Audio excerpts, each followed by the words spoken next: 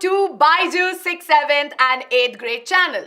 I'm your biology expert Aishwarya, and in this particular video, we are going to be doing a quick chapter summary of grade 6, that is components of food. And this is as a part of the NCERT syllabus that is being followed. So everybody, I hope all of you out there are super excited for this particular video, as we will be winding it up in under 20 minutes. Now, if you are a regular subscriber of this particular channel, then you know what to do. Before we get started, quickly hit the like button to show us your love. But if you are very new to our channel and you've just stumbled upon this particular video and you are wondering, hey, what goes on in this channel? Let me take 1 minute of your time to quickly tell you. BYJU'S 6th, 7th and 8th grade channel truly believes that our children are our champions. And what we do is to make sure that we put your academic outcomes. We make sure that your academic growth is our top priority, and we make sure that you do really well in understanding your concepts, gaining conceptual clarity, and at the end of the day, acing your exams. Which is why on our channel you will find all amazing videos that will help you truly ace your exams. And as a part of preparing you for your exams, we have an ongoing series on our channel which is called as Crash Course. And in this particular series, you will find everything that you need for your annual exams. Starting from syllabus revision, to summaries, to session PDFs, to doubt solving, mind maps, questions, mock tests. You've got everything covered here, right? You don't need anything more than this to ace your exams. Which is why, if you believe that you need a channel that to hold your hand to help you out in acing your exams, then we are here for you.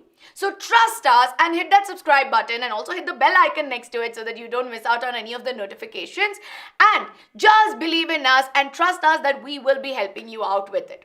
And as you see in our class today, we are going to be doing the chapter summary for the chapter components of food. And at the end of this particular video, I will also be telling you about an interesting test and homework that I have for you. So don't drop off. Stay till the very end, because I have a small surprise for all of you out there. So without wasting any more time, everyone, let's get started. So this particular chapter, components of food, is a very simple chapter where we talk about food and what are the components which are present in food, right?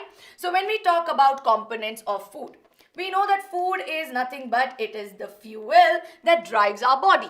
And why do we say this? Because at the end of the day, food is needed for growth, it is needed for development, and we also require it for getting energy. And at the end of the day, the activities that we do, right, certain activities require energy. And of course, we also require food because it also helps us with repair that happens within our body. Now, why exactly are we saying that food is able to do all of this? It is because inside the food, or we find certain components, or we find certain nutrients in the food that we eat. So nutrients are nothing but certain components of food that help us with growth, development, and obtaining energy, and for repair as well. So the definition of nutrients is as simple as that. But one very important question: are all components of food nutrients? As a matter of fact, no. Because we see that there are certain components which are considered to be non-nutrients, or we often just refer to them as components, right? So we see that they don't really contribute much towards growth, development and energy directly, but they indirectly facilitate a lot of other processes. Which is why we see that when we talk about nutrients, we mainly include, so here we mainly include carbohydrates, then we have proteins, then we have fats, vitamins and minerals, right? So these are our major nutrients.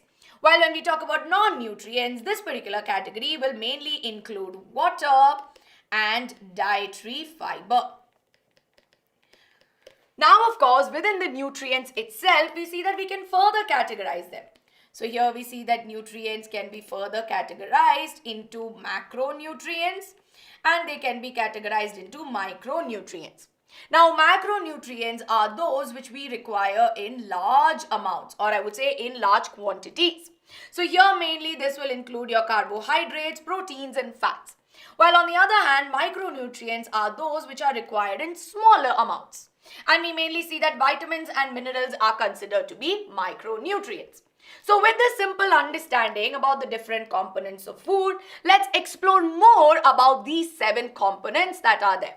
Starting with the first 3 that are our macronutrients. Now when we talk about our macronutrients, we have carbohydrates, proteins and fats. Now carbohydrates that are there are often said to be energy giving or energy providing. And here we see that they provide with instant energy. Understand this keyword, this is very important. It is instant energy. And we see that rice, potato, bread are all said to be rich sources of carbohydrates. But how is it that we've arrived that rice, potato and bread are rich sources? Is there any way in identifying if a particular food item has carbohydrate or no? As a matter of fact, we can do that. And that is where the test for carbohydrate comes into the picture. And this test for carbohydrate is also known as the iodine test. Now here we see that we use iodine solution, right? So we see that iodine solution that is there is often brownish in color, right? So we see that if we have a food sample and we add a few drops of iodine to it, we see that if there is a color change, that means if there's a color change from brownish to blue-black, right? So if we observe this color change, then it means that carbohydrate is present. But if this color change does not happen, that means that carbohydrates are absent. Because at the end of the day, the starch that is there is a type of carbohydrate. So that was all about understanding carbohydrates. Now moving on to the next one, which are proteins. Now proteins are often known as the body building food, right? And they can ask you this for 1 mark also. What are the body building food? Now in this case, we see that paneer, eggs and milk are all rich sources of protein. And at the end of the day, proteins are what we require for growth and repair of our body. Now then again, how do we test for proteins?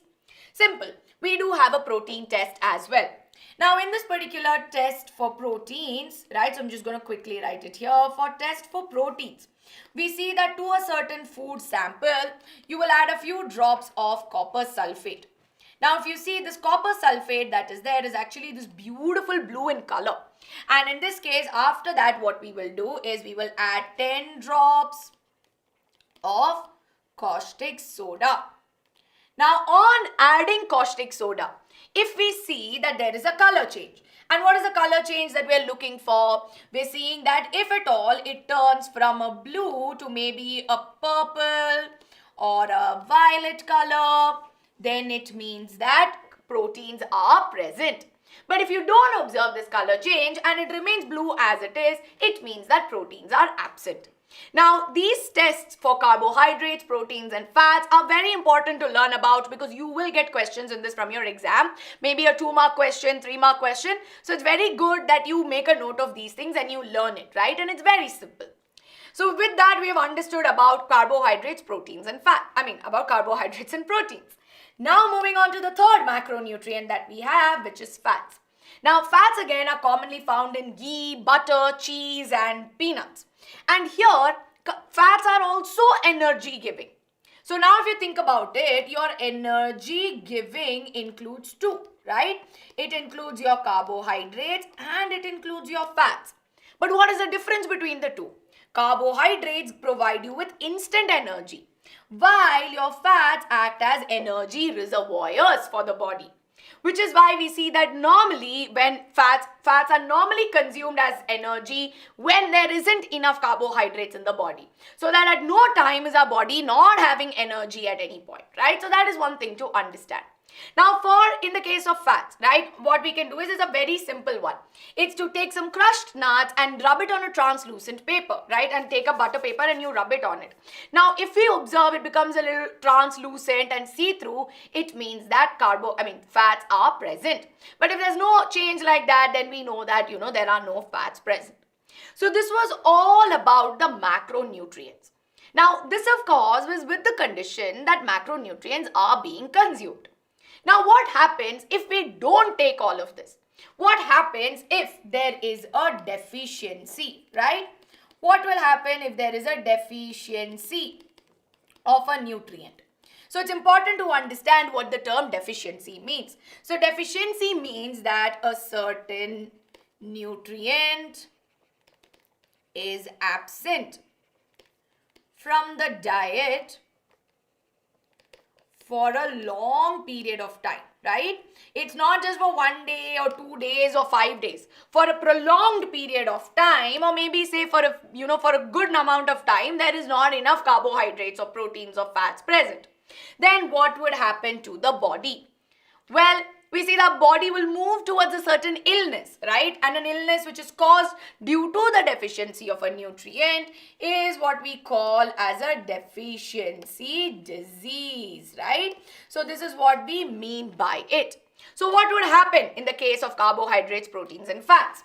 Now, in the case of carbs, of course, we see that there would be weak body. We see that there would be dry skin. And along with that, in the case of proteins, mainly we observe stunted growth and discoloration of hair. Because at the end of the day, we know that at the end of the day, proteins contribute towards growth. So if there's not enough protein, of course, stunted growth is going to be there. And again, in the case of fats, we observe dry skin and weak body. Because at the end of the day, both of them are energy giving.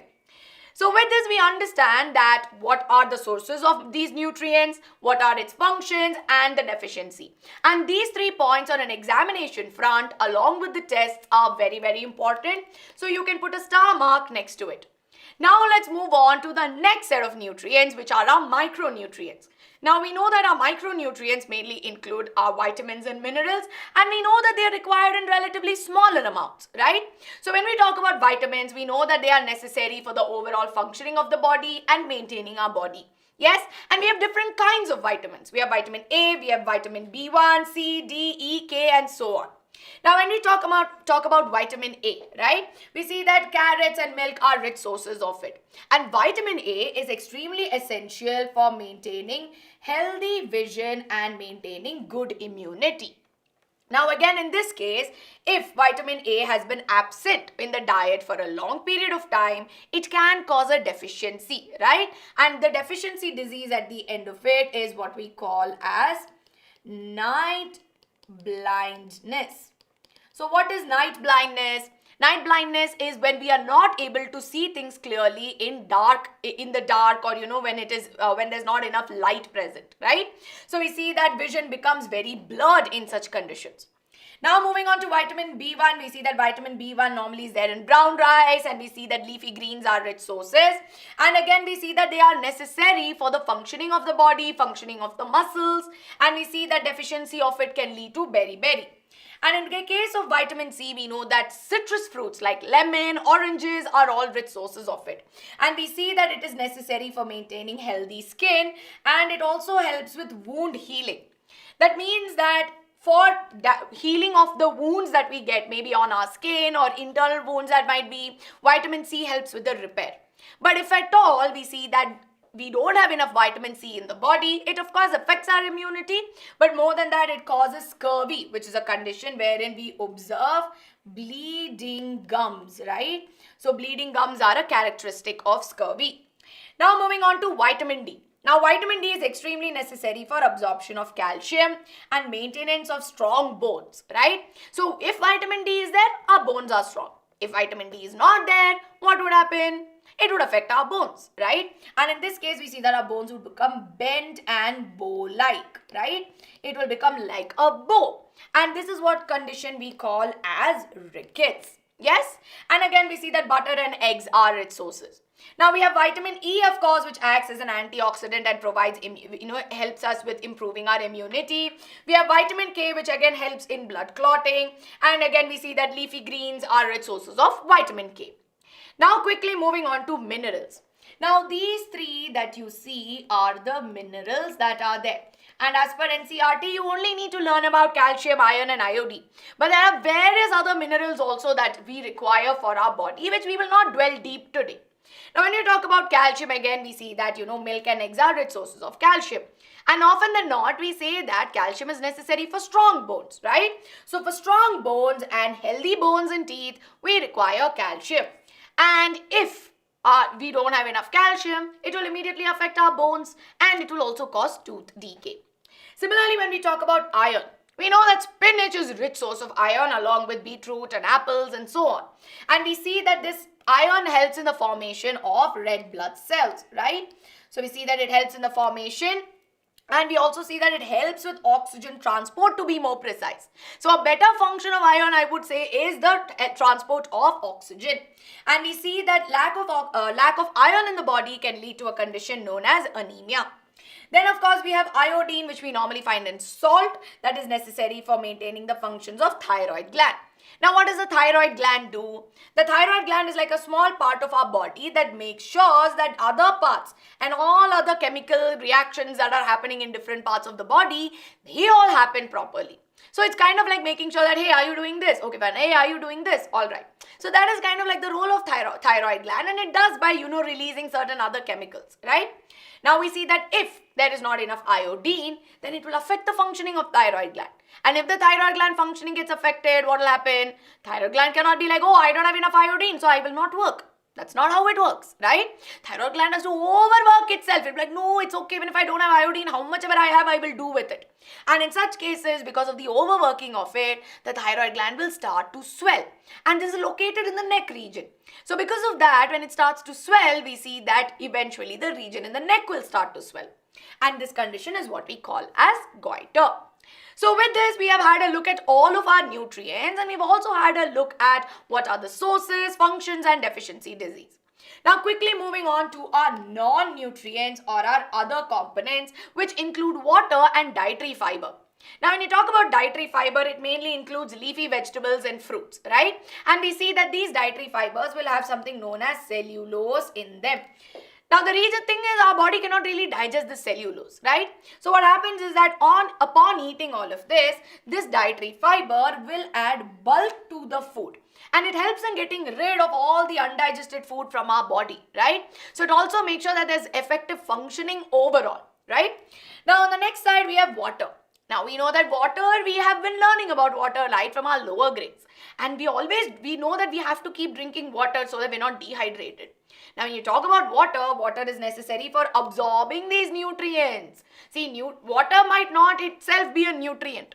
But without water, the nutrients will not get absorbed. And we see that helps in getting rid of waste products. It helps in, formation of sweat, formation of urine. So we see that in a lot of other ways, water is super duper important. So with this, we have covered about the non-nutrients as well. Now the last part that we need to touch upon is understanding balanced diet. Now balanced diet that is there is a kind of diet which has all the nutrients in adequate proportions or proper proportions. It should not be that, proteins are necessary for bodybuilding, so I will eat only proteins. I will not eat carbohydrates, proteins, fats, vitamins. No. Our body requires all of these components, but in the right amount. Too much of anything can be bad, or too much or too less of something can cause a ill effect as well, right? Which is why balance should always be maintained. And that's why a balanced diet at all times, especially in growing children, is recommended. And while consuming food as well, cooking them properly to ensure that we are using the nutrients or we are getting the nutrients fully is effective as well. So with this, of course, if you see, we come to the end of today's class. So that was a very short and sweet summary of the chapter. Now, of course, just to make sure that you have learned this chapter properly, in the description below, we have a small exam prep test for all of you. So you'll have a few questions which I would want you to solve, and in the comments below, I want you to tell me two things. How much did this particular video help you? Did you find this helpful? If you found this helpful, then you please tell me in the comments below saying, ma'am, I found this super helpful and thank you for this, right? So that our team can come up with more and more such helpful videos for all of you. Now, of course, along with this, please let me know what was your score after taking the exam prep test. And trust me, if you are being regular to all of this, you will make sure that your end-to-end preparation for annual exams do happen. So with this, of course, everyone, here's a quick reminder for something we have ongoing at BYJU'S Tuition Center, where we are conducting the BYJU'S National Scholastic and Personality Test. And this test is absolutely free, no registrations required. Just that this test is happening in the BYJU'S Tuition Center. It's a physical exam that you will have to appear for. Now, it's of course started on 21st of January, which is going on till the 5th of Feb. It happens on every weekend till the 5th of Feb. And this, of course, will be an opportunity for all of you to understand, right? It's going to be based on math and science of your grade, and it'll help you understand what are your strengths, what are your weaknesses, what are your strong subjects, what parts of the subjects that you need to work upon. Along with that, and not just that, it will give you an understanding of your capabilities. It will give you a behavioral analysis and career inclinations, so that you know, right? If you feel like, ma'am, I don't know what to go or where to go, we can at least put a starting point for all of you. And to top it all, we are of course offering a lot of scholarships as well. So please do register. Link is there in the description below. And of course, as you all know, BYJU'S has always got you covered, especially BYJU'S 6 to 8 channel. So if you love what we do and you want us to show us your love, please make sure that you hit the like button, you share this video with your friends, and you remain subscribed to our channel. Up until next time, everybody, please take care and see you soon. Bye until then.